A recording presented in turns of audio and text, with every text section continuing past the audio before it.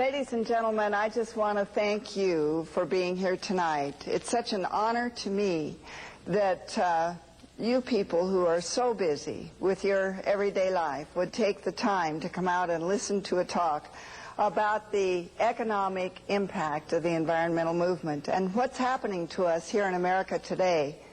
What is happening to our land base? What is this environmental movement?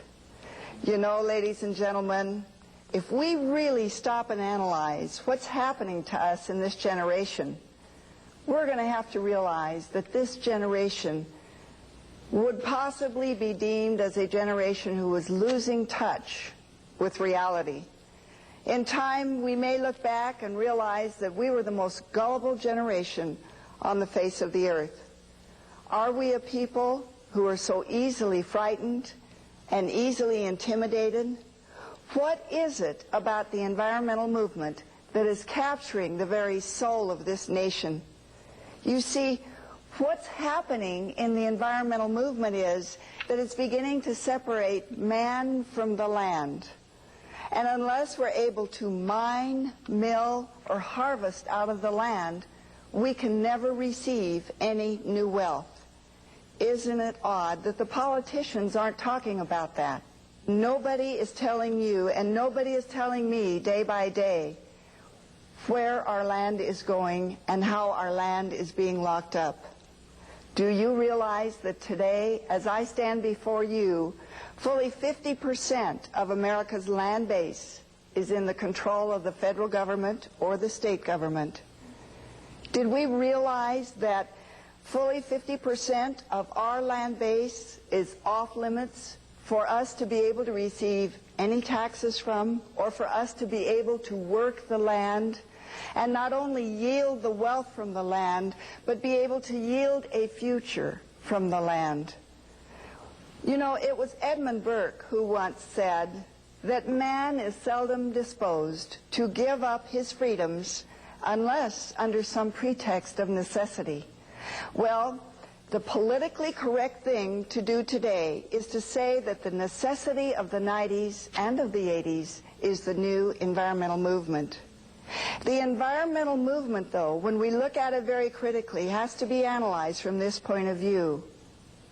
Are we really trying to save the species, or are we trying to lock up our resources?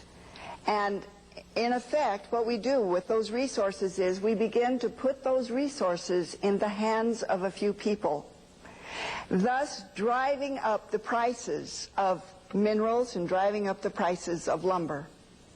What is some of the programs that the environmentalists are engaging in? Well, some of the programs are programs of fear. Fear that is so broad and so expansive that you and I can do nothing about it. What about the idea that the earth is warming? You know, we hear that every day, that the earth is warming. But when we look back, where are temperatures taken? Well, they're taken from airports. Weather balloons go up from airports, where heat rises from miles and miles of concrete.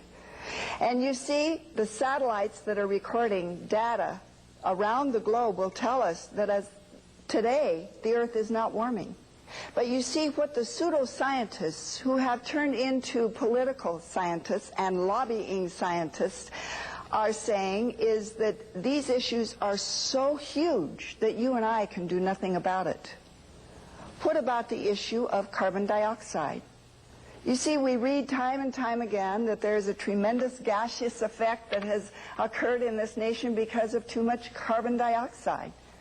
Oh my goodness, carbon dioxide is the bad gas of the day.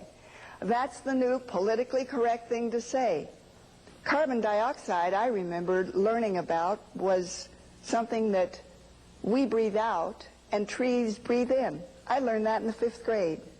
You see, carbon dioxide is the very molecular link between the atmosphere and the food chain here in this earth.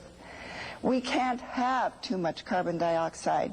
What would happen if we had more carbon dioxide?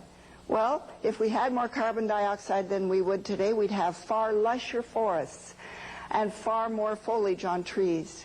You see, in Livermore Institutes and in their laboratories in Southern California, they ran a very interesting experiment.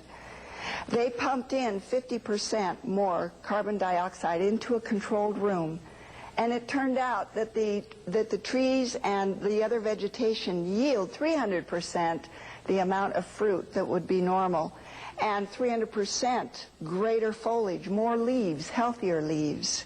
Carbon dioxide is absolutely a necessity. But we have these problems imposed on us in a manner that it leaves us helpless to be able to do anything about.